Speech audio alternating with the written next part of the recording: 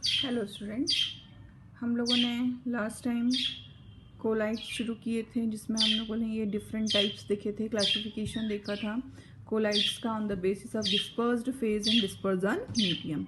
अब आज हम देख रहे हैं सेकंड टाइप का क्लासिफिकेशन जिसमें हम nature of interaction between the dispersed phase and dispersion medium, इसके बेसिस पर अब आज क्लासिफिकेशन एक हम शुरू कर रहे हैं। इसमें जब क्लासिफिकेशन हम करते हैं तो हम मेनली जो कोलाइड्स हैं उनको दो मेन मतलब क्लासेस में डिवाइड करते हैं, लायोफिलिक में और लायोफोबिक में।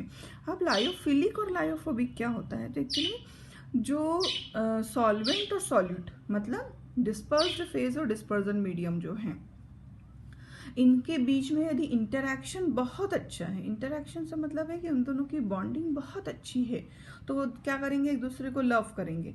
इट मीन्स कि दोनों एक दूसरे को अट्रैक्ट करेंगे। और जब ये अट्रैक्ट करते हैं तो ये किस टाइप का सोल बनाते हैं, लायोफिलिक सोल बनाते हैं, having the attraction between the solvent and solute. मतलब ये सॉल्वेंट अट्रैक्टिंग होते हैं, मतलब कि ये सॉल्यूट और सॉल्वेंट एक दूसरे को पसंद करते हैं। इसके अंदर जो सॉल्यूट है वो सॉल्वेंट लविंग होता है, इस वजह से कैसे बनाते हैं, लायोफिलिक कोलाइड्स बनाते हैं। और जनरली ये कैसे रहते हैं, स्टेबल रहते हैं और रिवर्सिबल भी रहते हैं। मान लो इसका आपने प्रेसिपिटेशन कर भी दिया है तो जरा सा शेक करने पर ये वापस से अपने आप को कोलाइड में कन्वर्ट भी कर लेता है। आपको ये सब एग्जाम्पल के साथ प्रिपेयर करना है, ये सब आपको एग्जाम्पल के साथ प्रिपेयर करना है, बहुत इंपॉर्टेंट है ये। लायोफिलिक मतलब लिक्विड लविंग होते हैं ये। इसके एग्जाम्पल्स में जैसे गम, जिलेटिन, स्टार्च और रबर आते हैं। और उसके अलावा इनकी जो प्रॉपर्टीज़ है उसके अंदर इसमें तो बस हाँ रिवर्सिबल सोल बताया है इसको, बस मतलब डेफिनेशन और इसका एक दो कैरेक्टरिस्टिक प्रॉपर्टीज है वो आपको बस प्रिपेयर करनी है और इसका एग्जांपल प्रिपेयर करना है। इसके बाद में लायोफोबिक सोल है।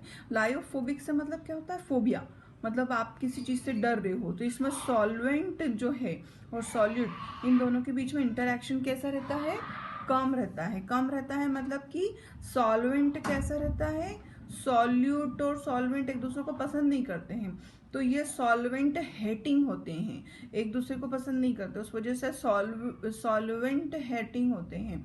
रिपेलिंग बोलेंगे हम जिसको कि लायोफोबिक जो सोल्स होते हैं सॉल्वेंट रिपेलिंग होते हैं, वो दोनों एक दूसरे से के पास में रहना नहीं चाह रहे हैं, कोलाइडल सॉल्यूशन बनाना नहीं चाह रहे, लेकिन फिर भी यदि आपने बाय हुक और क्रुक बना भी दिया है सोल तो वो कैसा रहेगा, बहुत सेंसिटिव। तो थोड़ा सा आपने शेक किया, इस तरीके से कोई भी उसके अंदर चेंजेस आए, कॉन्सेंट्रेशन का चेंज आया या टेम्परेचर का, इस तरीके से तो कोई भी चेंज आया तो क्या होगा, वो तुरंत अपना प्रेसिपिटेशन कर लेगा।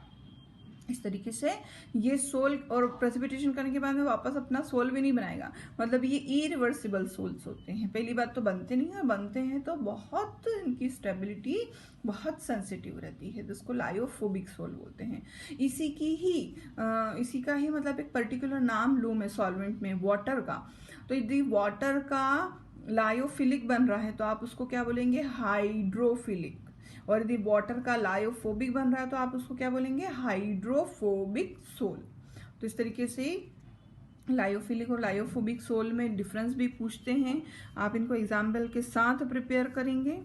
इसके बाद में हमारा नेक्स्ट जो क्लासिफिकेशन आता है वो आता है on the basis of type of particles of the dispersed phase, multimolecular, macromolecular and associated colloid. 3 type के पार्टिकल्स प्रेजेंट होते हैं कोलाइडल सोल्स में, तो वो हम इसमें उनके बेसिस पर देख रहे हैं। मल्टीमॉलिक्यूलर कोलाइड्स मतलब क्या होता है, इसमें जो हमारे पार्टिकल्स हैं सोल के, वो सॉल्यूट के मतलब डिस्पर्स्ड फेज के, वो इतने छोटे होते हैं कि वो क्या करते हैं, एग्रीगेट हो जाते हैं, छोटे छोटे हैं वो, इस वजह से क्या करते हैं, वो एग्रीगेट हो जाते हैं और उनका साइज किस रेंज में ले आते हैं, वो कोलाइडल की रेंज में ले आते हैं। तो इस तरीके से ऐसे छोटे छोटे पार्टिकल्स जो एग्रीगेट होकर के कोलाइडल सोल की रेंज में अपने पार्टिकल साइज को कन्वर्ट कर लेते हैं और फिर सोल प्रिपरेशन होता है, तो उसको हम बोलते हैं मल्टी मॉलिक्यूलर कोलाइड्स।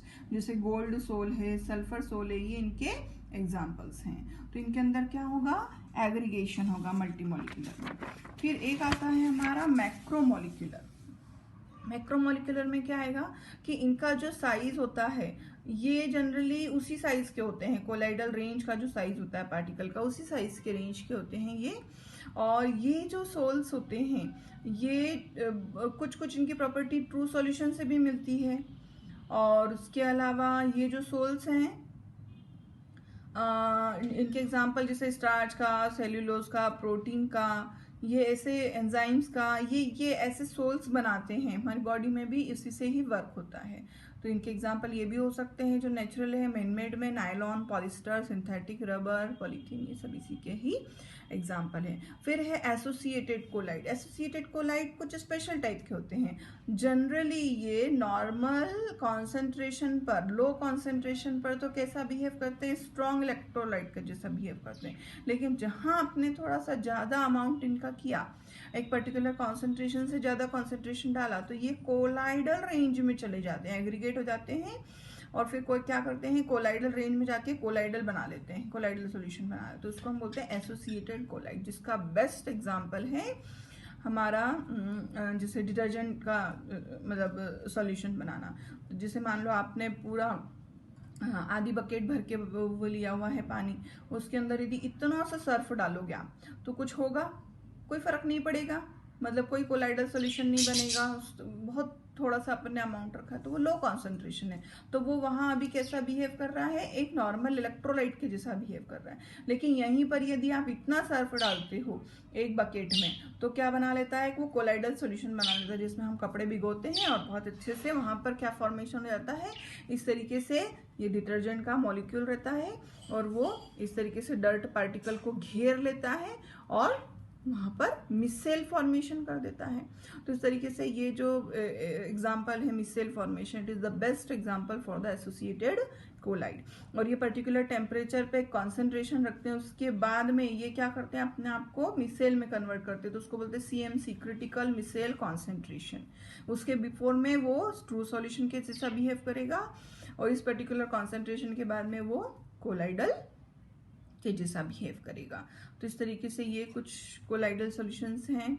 और इसके अलावा मैकेनिज्म है मिसेल फॉर्मेशन का, ये आपका डिटर्जेंट का मॉलिक्यूल है जिसकी हाइड्रोफोबिक चेन है, या हाइड्रोकार्बन की हाइड्रोफोबिक मतलब ये वाटर रिपेलिंग होती है।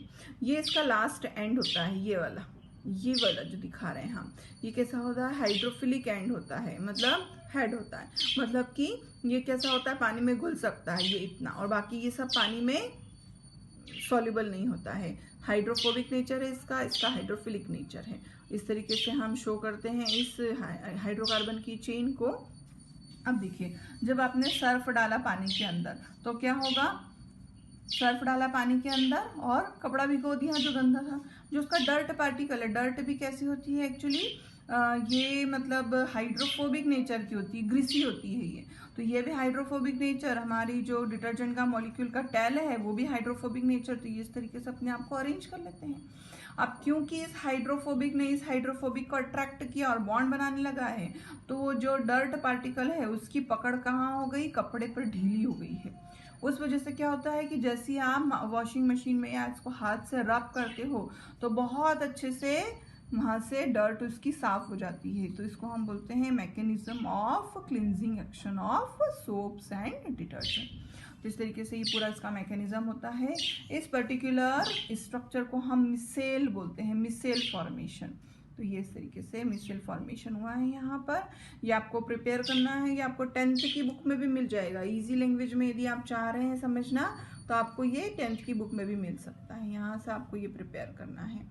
तो इस तरीके से ये आपका सोप्स एंड डिटर्जेंट का पार्ट था, इसके अंदर थोड़ा सा वो भी खत्म हो गया है। अब हम करेंगे प्रिपरेशन ऑफ कोलाइड्स, ये हम हमारे नेक्स्ट वीडियो में देखेंगे। इसके लिए अब आप ये सारी जो छोटी छोटी डेफिनेशन है विद द एग्जाम्पल अब आप प्रिपेयर करना शुरू कर दीजिए और नोट्स बनाना शुरू कर दीजिए, क्योंकि ये पूरा चैप्टर चिल्लर चैप्टर है, मतलब कि छोटी छोटी चीजें बहुत सारी है इसके अंदर और सारी ही इंपॉर्टेंट, एग्जाम में ऑलमोस्ट सारे इसके पार्ट पूछे हुए हैं। तो आप ये चीज थोड़ी सी ध्यान से प्रिपेयर करेंगे।